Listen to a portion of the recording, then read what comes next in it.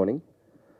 So first of all ఒక 1 year back అనుకుంటా, 1.5 year back ETV win అనే ఒక యాప్ పెట్టినప్పుడు నేను ఒకసారి ఊరికి వెళ్ళి చూసి అసలు ఈటీవీ విన్ యాప్ ఎలా ఉంటుందని చూస్తే, చిన్నప్పటి నుంచి నేను చూసిన సినిమాలు అసలు పెద్ద సినిమాల లిస్ట్ ఉంది.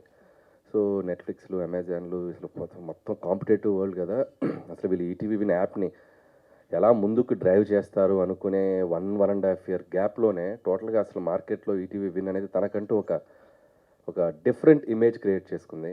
అండ్ దీంట్లో అందరూ ఒకసారి గమనించదగ్గ విషయం ఏంటంటే, that is only healthy content అంటే కుటుంబంతో సహా అందరం కూర్చొని, పసిపిల్లలైనా చిన్నపిల్లలైనా అందరం కూర్చొని చూసే కంటెంట్స్ కనపడుతున్నాయి. సో దానికి వాళ్ళ టీంని నేను అప్రిషియేట్ చేస్తున్నాను. అండ్ అలాగే ఇప్పుడు ఈ కొత్త ఐడియా కథాసుధ అంటే కథ మాత్రమే చెప్పే అటువంటి ఒక ప్లాట్ఫామ్. అంతేకాకుండా ఎంతోమంది యంగ్స్టర్స్కి, కొత్త వాళ్ళని ఇండస్ట్రీకి పరిచయం చేసుకోవడానికి, వాళ్ళలో ఉన్న ఒక టాలెంట్ని ఒక వెండి తెరకి పరిచయం చేయడానికి అందరికీ ఉపయోగపడేటువంటి ఒక మంచి ఆలోచన ఇది.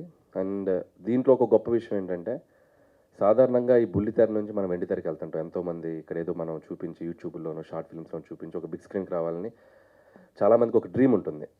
కానీ సో ఇలాంటి వాళ్ళందరినీ ఇన్స్పైర్ చేయడానికి వెండి తెర మీద దర్శకేంద్రంలో ఉన్నటువంటి ఒక కె రాఘవేంద్రరావు గారు కూడా దిగి వచ్చి ఒక యంగ్ డైరెక్టర్ లాగా ఎప్పుడేదో కొత్త అవకాశాలు తీసుకుని ఏదో కొత్త ఫిలిం తీసినట్టు ఏదో ఇక్కడ వచ్చి నిలబడి యంగ్ టీమ్ తోటి నిలబడి ఆయన మాట్లాడుతుంటే నాకు చాలా ఇన్స్పైరింగ్ అనిపించింది. అంటే మనం సాధించింది ఏదో ఒక 7 సినిమాలు తీసేసి ఇట్లు కొట్టాం కాదురా బాబు, ఇంకా అసలు ఆయన చూసి ఇంకా ఎంత నేర్చుకోవాలి, ఎంత గ్రౌండెడ్గా ఉండాలి, ఎంత డౌన్ టు ఎర్త్ ఉండాలి, సినిమా నుంచి ఇంకా నేర్చుకోవచ్చు.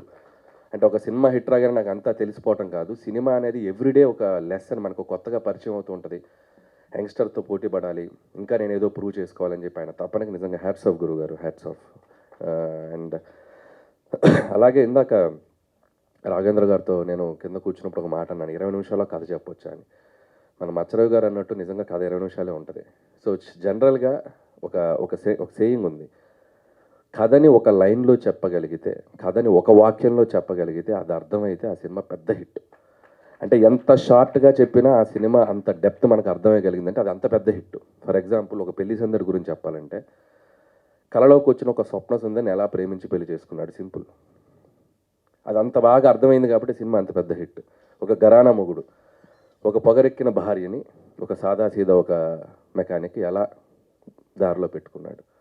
ఒక జగదేగుడు అతిలో సుందరు, దైవశక్తితో పాటు మానవ శక్తి కూడా అంతే ఈక్వల్ అన్నది చెప్పి, అట్లా ప్రతి కథని ఎంత సింప్లిఫైడ్గా మనం చెబితే అర్థం అవద్దు, అది అంత గొప్ప కథ అవుతుంది, అంత పెద్ద హిట్ అవుతుంది. ఎందుకంటే కింద ఉన్న కామన్ మ్యాన్ కూడా అర్థమయ్యేంత ఈజీగా ఉండాలి కథ. ఎప్పుడు దాని చుట్టూ మనం ఎంత హడావిడి చేస్తాం, ఎంత స్క్రీన్ ప్లే చేస్తాం, ఎంత మేకింగ్ హడావిడి చేస్తాం అనేది తర్వాత సెకండరీ థింగ్. సో అలా ఒక 20 నిమిషాల్లో ఒక బ్యూటిఫుల్గా ఇంతమంది కొత్త వాళ్ళు, ఆర్టిస్టులు, టెక్నీషియన్స్, వాళ్ళందరినీ ఎంకరేజ్ చేయడానికి వచ్చి ఎక్స్పీరియన్స్డ్ డైరెక్టర్స్, మా గురుగారు లాంటి వాళ్ళు, అండ్ సతీష్ వేగ్నేష్ గారు, అలాగే యంగ్ ఆర్టిస్టులు, వీళ్ళందరితో పాటు భరణి గారు లాంటి ఒక లెజెండరీ యాక్టర్స్, వీళ్ళందరూ కూడా ముందుకు వచ్చి ఈ ప్లాట్ఫామ్ని ఎంకరేజ్ చేయడానికి వస్తున్నారు. అండ్ బాలాదిత్య, అండ్ తను ఎన్నో ఏళ్ళ నుంచి ఉన్నారు ఇక్కడ ఇండస్ట్రీలో, తను ఇలా మన సోనియా సింగ్, ఇంకా అప్కమింగ్ ఆర్టిస్టులు అందరూ. సో అందరికీ నా పేరున నేను విషెస్ చెప్తున్నాను. సో డెఫినెట్గా మీ డ్రీమ్స్ అన్నీ నిజమవ్వాలి. అండ్ ఈ ప్లాట్ఫామ్ నుంచి మళ్ళీ మీరు ఇంకో 10 మంది డైరెక్టర్ ఇన్స్పైర్ అయ్యే స్థాయికి ఎదగాలి, మీరు వెండి తెరకు రావాలి, మీరు మంచి సినిమాలు తీయాలని నేను అందరికీ నా విషెస్ చెప్తున్నాను. అండ్ వన్స్ అగైన్ ఈరోజు ఈ ప్రోగ్రామ్ నన్ను పిలిచినందుకు గురువు గారికి thank you so much. And రేపు మళ్ళీ మార్నింగ్ కలుస్తున్నాం మనం. Thank you.